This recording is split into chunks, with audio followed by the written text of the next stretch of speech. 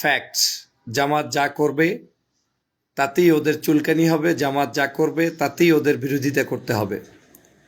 বাংলাদেশ জামাত ইসলামী বাংলাদেশের এখন এমন একটা জায়গায় অবস্থান করছে যে না পারছে জামাতকে ছেড়ে দিতে, না পারছে জামাতকে কাঁধে তুলতে।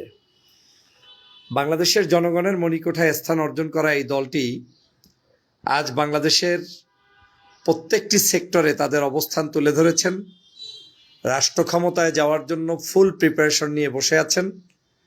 এমন একটি দলের যে কোনো ইস্যুতেই ওদের সমস্যা থাকবে এবং ওরা কথা বলবে, ওদের জ্বালাপালা শুরু হয়ে যাবে। যেমনটা আপনারা দেখেছেন, বাংলাদেশের প্রধান বিরোধী দল হিসাবে জামাত ইসলামীর আমির ডাক্তার শফিকুর রহমান সাহেবের আগমনকেও কারো কারো সহ্য হচ্ছে না।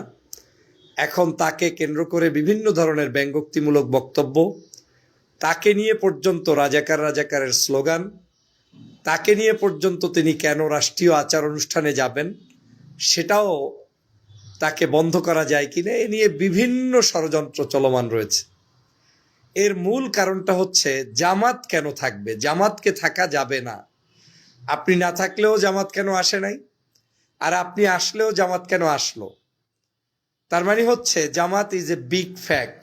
বাংলাদেশের রাজনীতিতে এই মুহূর্তে জামাত হচ্ছে মূল চালিকা শক্তি। সে কারণে জামাত ইসলামকে ওরা ভয় পায়। বিগত দিনেও আপনারা দেখেছেন যে যখন ফ্যাসিবাদের আমল ছিল তখন বাংলাদেশের বড় বড় আরো রাজনৈতিক দল ছিল, কিন্তু সেই সকল দল নিয়ে ফ্যাসিবাদের নেত্রী কিন্তু যখন পালিয়ে গিয়েছেন তাদেরকে নিয়ে গালিগালাজ করতো না। সকাল সন্ধ্যা গালিগালাজের মূল সাবজেক্টটাই ছিল জামাত শিবির। মানে জামাত শিবিরকে ভয় পাওয়ার মূল কারণটা ছিল যে জামাত শিবিরই মূলত ভয় পাওয়ার বিষয়বস্তু, কারণ তারা অন্যায়, অত্যাচার, জুলুম, নির্যাতনের বিরুদ্ধে সত্য বস্তুনিষ্ঠভাবে দাঁড়াতে পারেন, আর অন্যরা পারে না। এটা তারা জানেন বিধেই তাদেরকে ভয় পেত, এবং সে কারণেই জামাত ইসলামের কার্যক্রমকে নিষিদ্ধ করতে চাইতো, এবং কি নিষিদ্ধ করার জন্য সর্বশেষ 5ই আগস্টের পূর্বে কিন্তু নিষিদ্ধ করেছেও জামাত শিবির, কি আর কাউকে না। তার মানে হচ্ছে যাকে আপনি সবচেয়ে বেশি ভয় পান তাকে নিয়ে আপনার সবচেয়ে বড় মাথা ব্যথা। এখনো দেখলাম বাংলাদেশে ওই একই অবস্থা, জামাত ইসলামকেই সবাই ভয় পায়।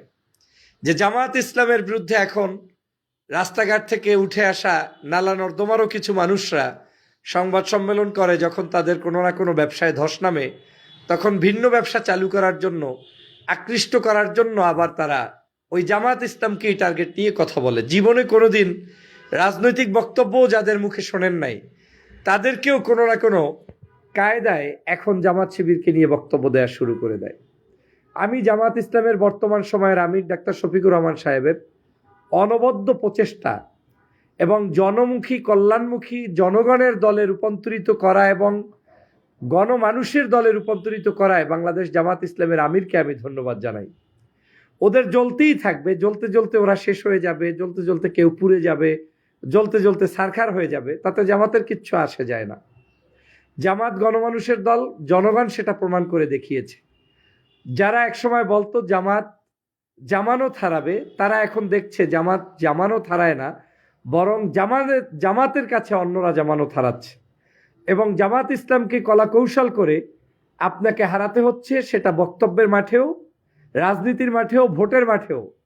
কারণ আপনি জামাত যদি থাকে শক্তভাবে দাঁড়ায়, তাহলে আপনি সেখানে কোনো অবস্থায় শক্ত অবস্থান প্রদর্শন করতে পারছেন না। আমি মনে করি বাংলাদেশ জামাত ইসলামী এই মুহূর্তে বাংলাদেশের যে রাজনীতিটা করা উচিত সেটাই করছে, এবং সঠিকটাই করছে, জনগণের পালস বুঝেই করছে। এবং এদেশের ছাত্র জনতা রক্ত ঝরিয়ে যারা আজকের এই দেশটাকে নতুন করে দেখতে চায় তাদের কাজটাই তারা করছে। বরং যে কাজটি আরো বেশি বেশি করা উচিত সেটা হচ্ছে বাংলাদেশ জামাত ইসলামীর শীর্ষস্থানীয় যারা দেশের জন্য লড়াই করেছে, সংগ্রাম করেছে, ভাষার জন্য লড়াই করেছে, সংগ্রাম করেছে।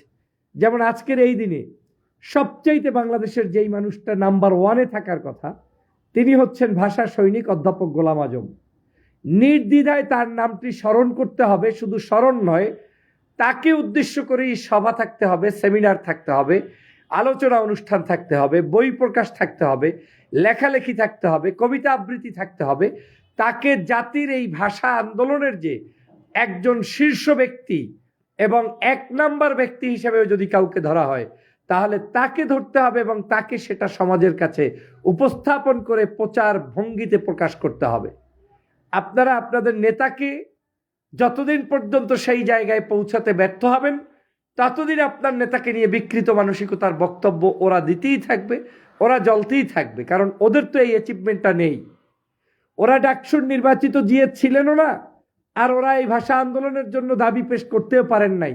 এই 21শে ফেব্রুয়ারি এই আন্তর্জাতিক ভাষা, এই মাতৃভাষা বাংলা ভাষার জন্য যে লোকটির অবদান, সেই লোকটির অবদানকে এখন আপনাদের সময় এসেছে জাতির কাছে প্রকাশ করার, জাতির কাছে প্রচার করার। আর ওদের যে সকল অপতৎপরতা জাতির জন্য করেছে, দেশের জন্য ক্ষতিকর করেছে, সেগুলোও জাতির কাছে প্রকাশ করার। প্রিয় বন্ধুরা আমার, আজকের আমি মনে করছি আপনাদের উত্থানই ওদের এখন জ্বালাপালার কারণ, এবং ওরা এই জ্বালাপালা প্রতিটা মুহূর্ত দিবে। আপনারা খেতে বসলেও দিবে, ঠ্যাং বাঁকা করে বসছেন না সোজা করে বসছেন, সামনে দিয়ে বসছেন না পিছন দিয়ে ভাঁজ করে বসছেন, এ আলাপ তারা চালাইয়েই যাবে। অথচ এই আলাপের চাইতেও যে বড় আলাপ বাংলাদেশে আছে, সেই আলাপগুলো তারা করবে না। আজকের বাংলাদেশের সার্থকতা এখানেই যে আমিরে জামাত ডাক্তার শফিকুর রহমান সাহেব, তিনিও মুনাজাত করে দোয়া করেছেন, আর সরকারি দলের জনাব তারেক রহমান সাহেবও মুনাজাত করে দোয়া করেছেন। আর যখন এই মুনাজাতটা ওই পার্শ্ববর্তী দেশে বসে তসলিমা নাসরিনদেরকে কষ্ট দেয়, বুঝতে হবে তাহলে কিছু না কিছু সাংস্কৃতিক বিপ্লব এখানে হয়েছে, কিছু না কিছু আমাদের নিজস্ব চিন্তার আলোকে পরিবর্তন করতে আমরা সক্ষম হয়েছি। আবার ওই শহীদ মিনার কিংবা জাতীয় স্তম্ভ কিংবা বাংলাদেশের বড় বড় সংসদ থেকে শুরু করে সকল ইস্যুতে যেখানে জামাত ইসলাম যাচ্ছে, মিছিল করছে, এটা যখন কেউ অপছন্দ হবে, বুঝতে হবে আপনার বিজয় কিন্তু হয়ে গিয়েছে। কারণ ওরা চায় কুক্ষিগত করে রেখে ওই জায়গাগুলোতে আপনাদেরকে ঢুকতে না দিয়ে তারা তাদের মতো করে পরিচালনা করতে। আমি তো মনে করি জামাত শিবিরের সময় এসেছে প্রত্যেকটি সেক্টরে ঢোকার। তারা এখন প্রত্যেকটি জায়গায় ঢুকবে। সাহিত্য, সাংবাদিকতা, কবি, সাংবাদিক, পেশাজীবী, নাট্যজীবী, সকল সেক্টরে তাদের লোক থাকতে হবে, এবং লোকগুলো থেকেই সেই জায়গায় দেশীয় দেশপ্রেমী উদ্বুদ্ধ হয়ে এবং বাংলাদেশের মানুষের সত্যিকার কৃষ্টি সংস্কৃতিকে লালন করার, পালন করার এবং সেগুলোকে এস্টাবলিশ করার জন্য আপনাদেরকেই মাঠে থাকতে হবে। যত বেশি আপনাদেরকে বিভিন্ন সুতা ধরে দূরে রাখতে পারবে, ততই ওরা কিন্তু সফল হবে। এ কারণেই ওদের মাথা এখন খারাপ। এতদিন ভাবতো শহীদ মিনার বিক্রি করে খাবে, এতদিন ভাবতো স্মৃতিস্তম্ভ বিক্রি করে খাবে, এতদিন ভাবতো আপনাদের সংসদ ভবন বিক্রি করে খাবে, রাজনীতি বিক্রি করে খাবে। এখন যেহেতু এগুলো আর পাচ্ছে না, এই সব জায়গায় জামাত শিবির ঢুকে পড়ছে, এখন ওদের অস্বস্তির কারণ আর কিচ্ছু না। আপনারা বিচলিত, ওদের কোনো কথার কাউন্টারই দেওয়ার প্রয়োজন নেই। আমি তো মনে করি আপনার আমার যে কাজ, সেটাকে চলমান রাখাটাই ওদের চুলকারি আরো বেশি গুণে বৃদ্ধি করতে পারার মধ্য দিয়েই আপনার কাজ ত্বরান্বিত হবে এবং এস্টাবলিশ হবে। ওরা শুধুমাত্র একটা মাত্র কারণ, ওরা যে চেতনা বিক্রি করে খাবে, এই চেতনা বিক্রি করা এখন কিন্তু বন্ধ হয়ে যাচ্ছে। রাজাকার চেতনা বিক্রি করে মজা পায় না, আলবদর চেতনা বিক্রি করে মজা পায় না, স্বাধীনতার চেতনা বিক্রি করে মজা পায় না। এখন মজা পাচ্ছে না বিধায় তারা আপনাদের বিরুদ্ধে উঠে পড়ে লাগবে। আর আমি মনে করি আপনারা এই উঠে পড়ে লাগায় থেমে থাকবেন না, বরং বীর দর্পে আপনাদের কাজ চলমান রাখতে হবে, এবং সেই চলমানের মধ্য থেকেই বাংলাদেশের মানুষের হৃদয়ে স্থান অর্জন করতে হবে, যেটা বাংলাদেশ জামাত ইসলামী ইতিমধ্যেই সক্ষম হয়েছে জনগণের দ্বারগোড়ায় পৌঁছতে, এবং সেটা জনগণ ব্যালট বিপ্লবেও দেখিয়েছে। কিন্তু তারা ব্যালট বিপ্লবকে কোনো কোনো জায়গায় ছিনিয়ে নিয়ে তারপরে জনতার রায়কে ভিন্নভাবে প্রভাবিত করার চেষ্টা করেছে, কিন্তু সেটা খুব বেশি দিন রাখা যায় না। সেটার বাস্তব নমুনা কিন্তু বিগত সরকার। অতএব আসুন, জনগণের কল্যাণে আমরা সবাই মিলে এগিয়ে যাই, জামাত ইসলাম তাদের কার্যক্রম এগিয়ে নিয়ে যাক, সেই প্রত্যাশা ব্যক্ত করি। সবাইকে ধন্যবাদ।